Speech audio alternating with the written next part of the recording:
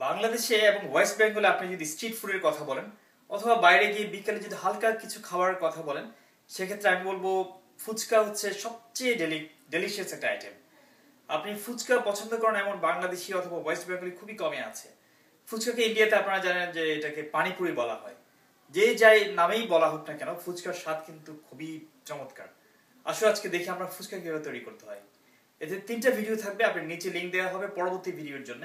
প্রথমে আমরা দেখবো ফুচকার কাভারিং, তারপরে দেখবো ফুচকার কিভাবে পানিটা তৈরি করতে হয় এবং পরবর্তীতে দেখবো ফুচকার কিভাবে ফিলিংটা তৈরি করতে হয়। ফেভারিটসে অ্যাড করে রাখুন, নিচে একটা অ্যাড বাটন আছে ফেভারিটস, ওখানে অ্যাড করে ফেভারিটসে যদি অ্যাড করে থাকেন হবে কি আপনার যখন দরকার হবে তখন একটু এটা ফলো করতে পারবেন। তো থ্যাংক ইউ ভিউয়ার্স। আসা যাক আজকে কী কী উপাদান আমি ইউজ করছি।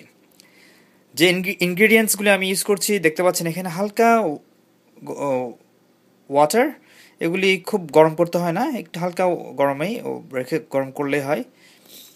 সাথে হচ্ছে সুজি। এখন সুজি কিন্তু আপনার হচ্ছে যে এটা ফাইন সুজি হবে, আপনি দোকানে পাবেন কোর্স সুজি পাবেন, ফাইন সুজি, আপনি ফাইনটা নেবেন, এগুলো বেশি দাম না। আর একটা হচ্ছে সাথে তো রইলো আপনার লবণ আছে, লবণ, বেকিং সোডা দেখুন আপনার। আচ্ছা আমি পরিমাণটা বলি, পরিমাণটা হচ্ছে আপনার এখানে হাফ কাপের মতোই, 1 কাপ না, 1 কাপের হাফ কাপের জন্য এইভাবে আমি পরিমাণটা সাজিয়েছি। তার মানে কি আপনি যদি 1 কাপ করতে চান এগুলি ডাবল হয়ে যাবে সব, 2 কাপ করতে চাইলে আবার দ্বিগুণ হয়ে যাবে। আচ্ছা হাফ কাপের সাথে সাথে আমি নিয়েছি কি, আমি একটু আপনি দেখতে পাচ্ছেন এখানে 1/8 বলা যেতে পারে বেকিং সোডা, সাথে হচ্ছে এটা হচ্ছে লবণ আপনার হাফ স্পুনফুল, আর একটা হচ্ছে 1 টেবিল স্পুনফুল অফ আপনার এটা ময়দা। তার মানে হচ্ছে বেসিক এখানে মেন হচ্ছে আপনার সুজি দিয়ে করা হচ্ছে এটা। আচ্ছা সুজির সাথে ময়দা আমি পরে মিশাবো, এখানে মনে রাখবেন 3টে স্টেপসে করব যাতে করে ভুল না হয়। আর এখানটায় হচ্ছে ময়দা বলেছি, তাহলে আপনি মনে রাখুন 1টা 2টা 3টা আইটেম, 4টা এখানে ওয়ার্ম ওয়াটারকেও ধরুন 5টা আইটেম। আর একটা এখানে হচ্ছে অয়েল, এটা হচ্ছে সয়াবিন অয়েল দিয়ে করলেই হয়, অলিভ অয়েল আপনার জাস্ট নর্মাল যে ভেজিটেবল অয়েল ওটা দিয়ে করলেই হয়। আর এখানটা আমি মিক্স করব। প্রথম যে মিক্সিংটা হচ্ছে ওটাই দেখাচ্ছি, ওখানে আপনি সুজি দিবেন, সুজি হাফ কাপ সুজি, সাথে আপনার বেকিং সোডা একটু আপনি চারিদিকে ছড়িয়ে দিন, পরিমাণটা বুঝতেই পারছেন খুবই সামান্য। আর হচ্ছে সাথে আপনি সল্টটা দিয়ে দিলেন, আপনি ভালোভাবে মিক্স করুন।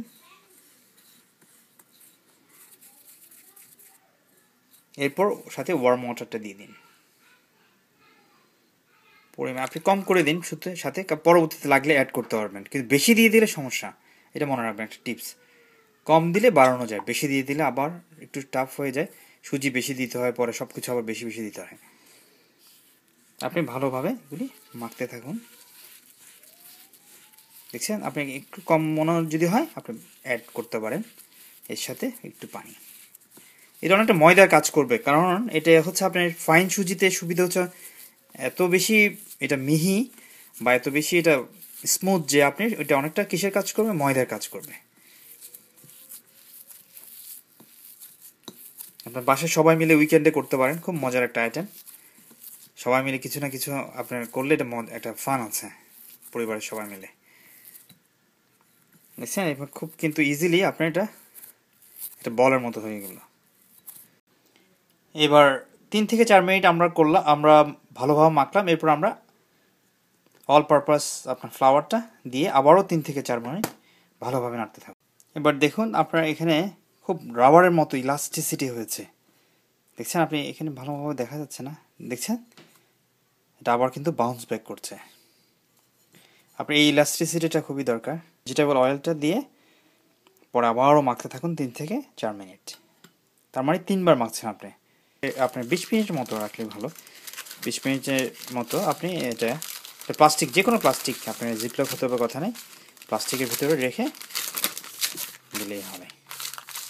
হয়ে যাওয়ার পরে আপনি ছোট ছোট পিস করে আপনি এগুলিকে আবার একটু রোলিং পিন দিয়ে আপনি এগুলিকে ইন্ডিভিজুয়ালি করতে পারেন, অথবা আপনি if you want to make your life easier আপনি এভাবে পিন দিয়ে পুরোটা একটা বড় করে বানিয়ে এরপর আপনি এটা কোনো একটা বোতলের অথবা আপনি এরকম কর্ক নিয়ে এটাকে আলাদা আলাদা করতে পারেন। অথবা আপনি কুকিং কাটার পাওয়া যায়, খুব শার্প, এগুলি এজ খুব শার্প হয়, ওগুলি বাজারে কিনতে পাওয়া যায়, ওটা দিয়ে করতে পারেন। আমি অবশ্যই এটা দিয়ে ট্রাই করবো। দেওয়ার পরে আপনি এভাবে, এটা আমি বলবো পরোটার চেয়ে অবশ্যই আপনি এটাকে করবেন, পাতলা করবেন, এবং পাতলা রুটি যেভাবে করে ঠিক এভাবে করবেন।